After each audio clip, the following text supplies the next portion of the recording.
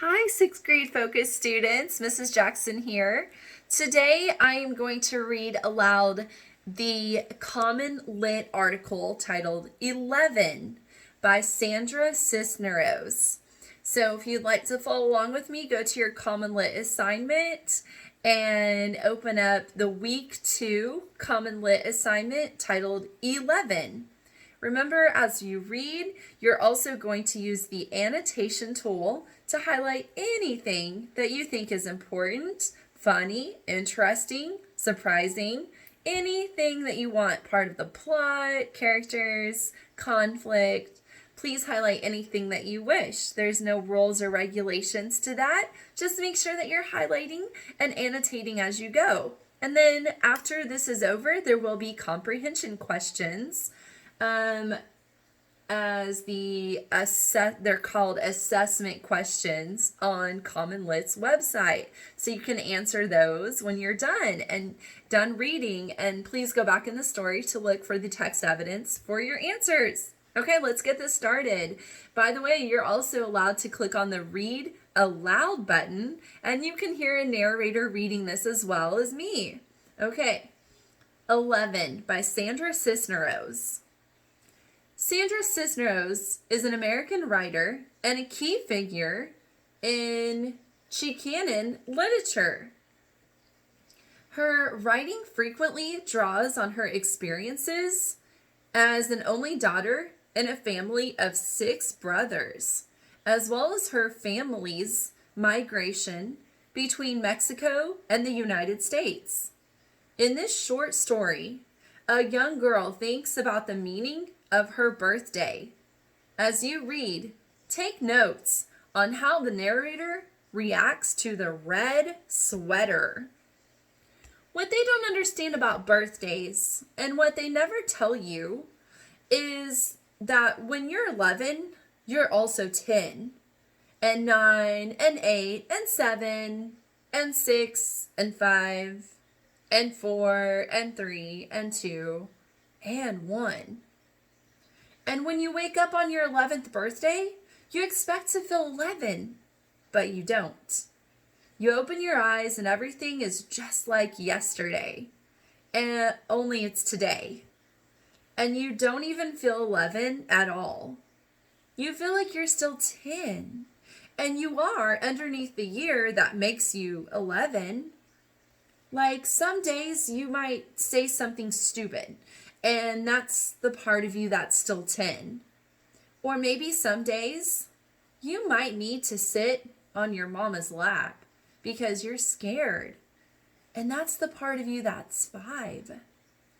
And maybe one day when you're all grown up, maybe you will need to cry like if you're 3. And that's okay.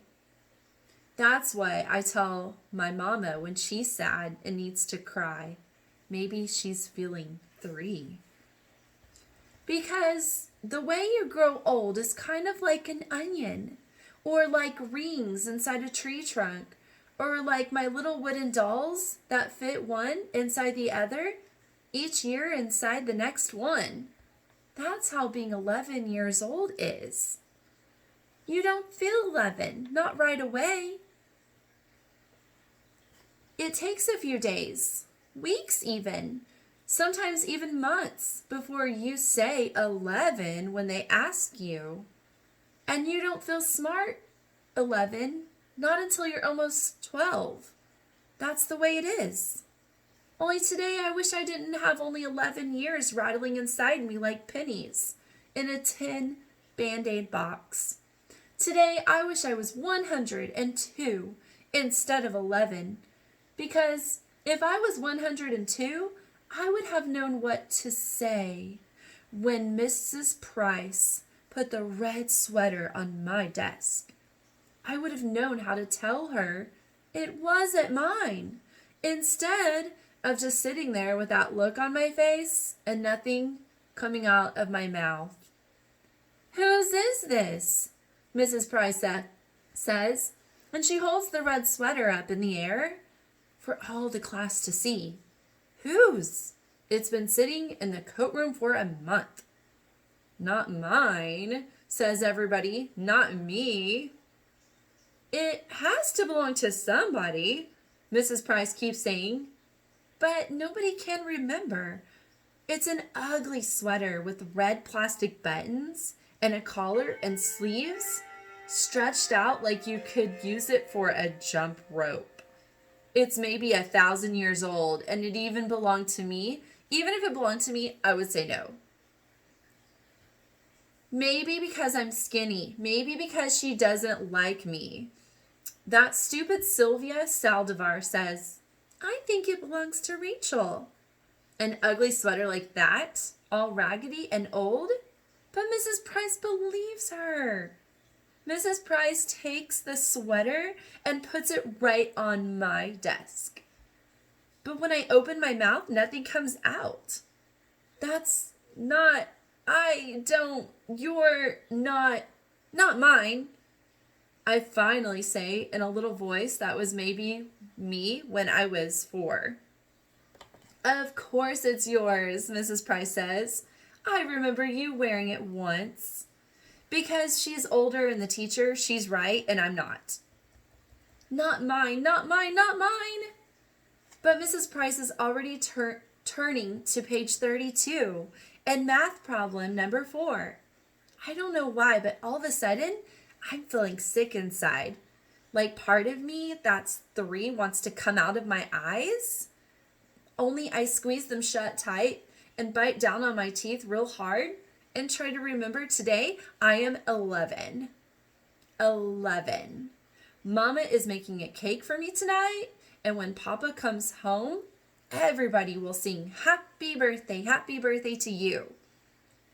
But when the sick feeling goes away and I open my eyes, the red sweater is still sitting there like a big red mountain.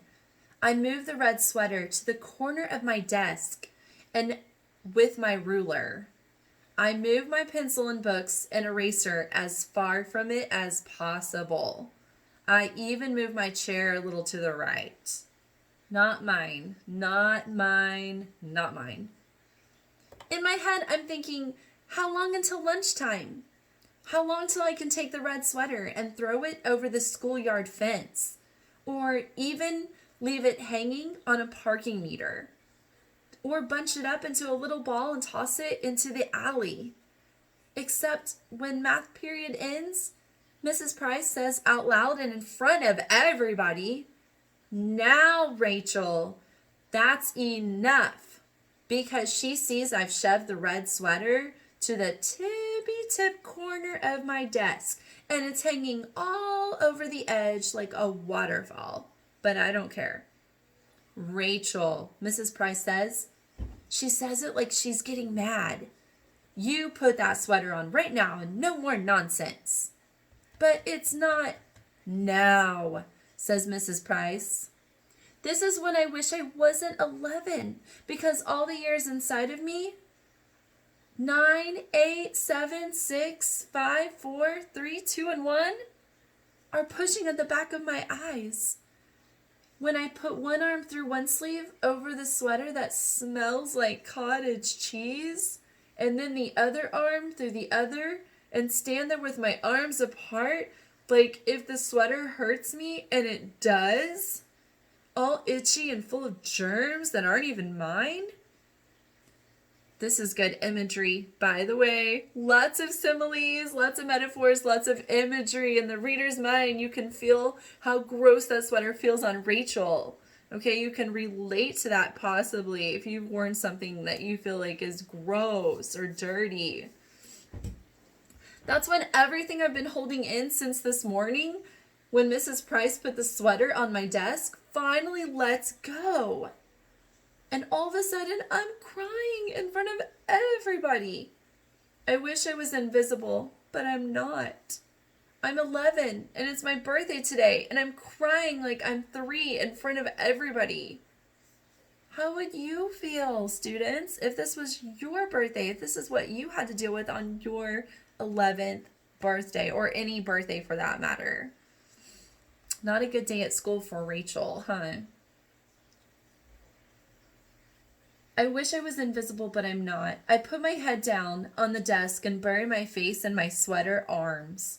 My face all hot and spit coming out of my mouth because I just can't stop the little animal noises from coming out of me until there aren't any more tears left in my eyes. And it's just my body shaking, like when you have the hiccups. And my whole head hurts, like when you drink milk too fast. You know, like a brain freeze. But the worst part is right before the bell rings for lunch, that stupid Phyllis Lopez, who is even dumber than Sylvia Saldivar, says she remembers the red sweater is hers. I take it right away and give it to her. Only Mrs. Price pretends like everything's okay. Today I'm 11. There's cake Mom is making for me tonight, and when Papa comes home from work, we'll eat it. Then there'll be candles and presents, and everyone will sing happy, happy birthday. Happy birthday to you, Rachel. Only it's too late. I'm 11, 10, 9, 8, 7, 6, 5, 4, 3, 2, and 1. But I wish I was 102. I wish I was anything but 11, because I want today to be far away already. Far away like a runaway balloon, like a tiny O in the sky.